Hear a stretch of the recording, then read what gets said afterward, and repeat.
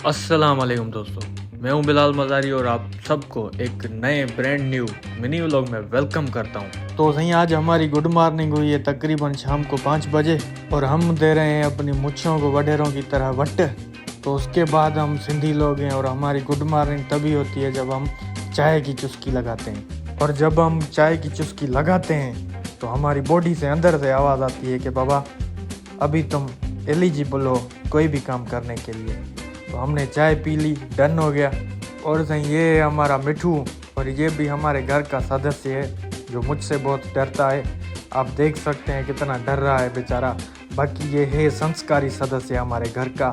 और ये है सही हमारा भाई छोटा, अड़े नहीं क्यों खड़ा है यार, इधर आ जा। ये हमारा छोटा भाई है सही, इसको देखो, इसको अब्दुल कभी बोलते हैं। और ये है सही हमारा स्कूटर और शाम को हम इस पे घूमते हैं।